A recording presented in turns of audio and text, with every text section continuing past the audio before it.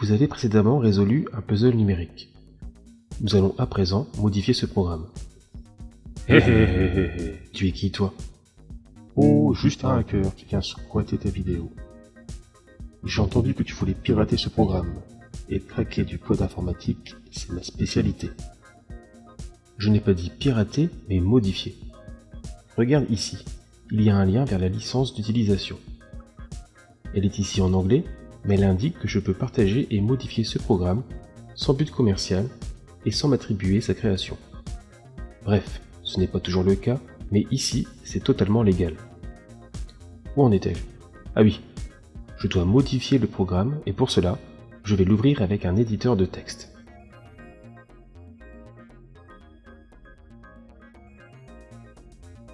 Oh le nul, le bloc-notes, le truc le plus ringard pour écrire du texte. Laisse-moi faire. Je vais l'ouvrir avec Word.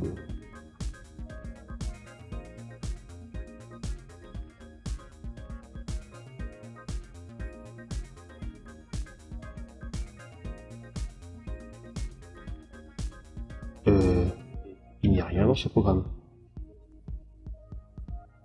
C'est normal, tu viens d'utiliser un traitement de texte. J'ai dit éditeur de texte.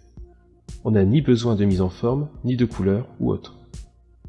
Il faut l'ouvrir avec l'éditeur le plus simple qui soit, le bloc-notes, ou Notepad en anglais.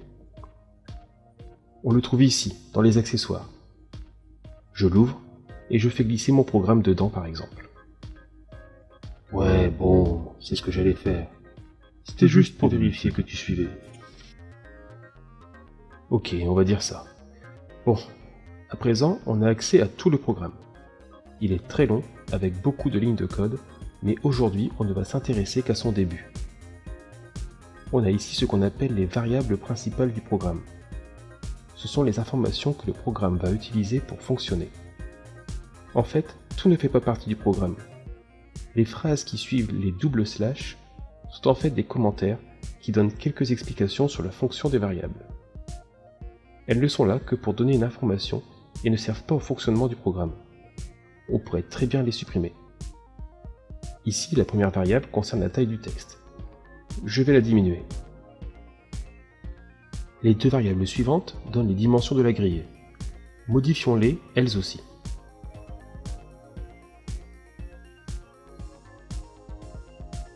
La variable suivante donne le temps de l'exercice en secondes et la suivante, le texte d'introduction. Ça, c'est moi qui m'en charge. Je vais écrire un truc rigolo. Je sauvegarde et je relance le programme.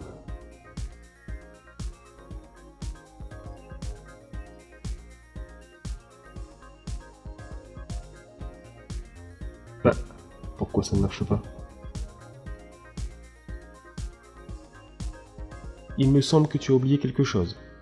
Oui, voilà, tu as oublié les guillemets. En informatique, il faut être très rigoureux, sans quoi les bugs vont vite arriver.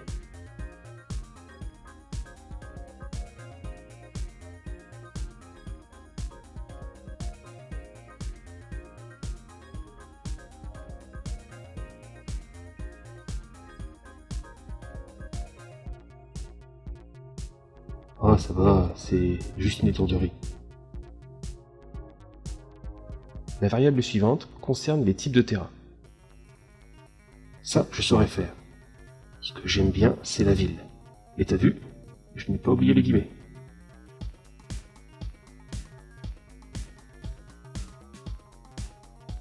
Ah, qu'est-ce qu'il y a encore? Tu n'as pas bien lu le commentaire qui accompagne la variable. On ne peut choisir que parmi ces 6 types de terrain. Et attention, il faut bien respecter leur orthographe. C'est compliqué ton truc là. Mais non, il suffit de bien lire. Rassure-moi, tu sais lire? Très drôle. Bon, continuons. On trouve ensuite les énoncés à écrire à côté des types de terrain. Je change le premier pour être en accord avec la modification précédente. Attention, il faut que l'ordre des énoncés suive celui des types de terrain. Et sans oublier les virgules et les guillemets. Eh bien tu vois, ça finit par rentrer. Demain, nous apprendrons à compter jusqu'à 100. Très drôle. Reste concentré. On arrive à la fin et ça se complique légèrement. Il faut à présent renseigner la variable correction qui va permettre à l'ordinateur de corriger tes bêtises. Il faut simplement coder ce qui est écrit dans les énoncés. Ici, on a affaire à présent à un marais et on indique que c'est un rectangle. On avait le choix entre rectangle, carré, quelconque, mais rien d'autre. Il fait 12 unités d'air et le nom en dernière position indique que pour le marais, conformément à l'énoncé, on ne s'intéresse pas à son périmètre. La montagne est un carré de 25 unités d'air et le désert est un polygone quelconque de périmètre égal à 30. La dernière ligne ne correspond pas à un type de terrain, mais au puzzle complet une fois terminé. Ici, la grille est entièrement remplie, mais ce n'est pas toujours le cas. C'est pourquoi j'indique que le pays est quelconque, j'aurais pu écrire rectangle, ça ne changeait rien, et je ne m'intéresse ni à son aire, ni à son périmètre. La dernière variable va donner une solution au problème, parce qu'il ne faudrait pas non plus donner un problème qui soit insoluble. En fait, chaque nombre correspond à une case, numérotée de gauche à droite et de haut en bas.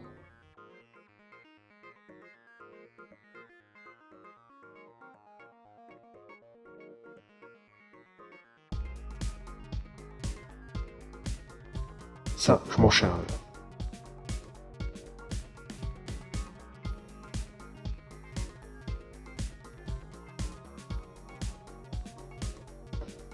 Et voilà, c'est quand même plus joli comme cela. Pff, là, tu deviens pénible. Où ai-je mis mon pare-feu? Ah, le voilà. Non. Bon, avec tout ça, mon énigme ne ressemble plus à rien. En fait, je voulais faire ça. Toi qui regardes la vidéo, pourrais-tu modifier le programme pour qu'on obtienne cet énoncé ?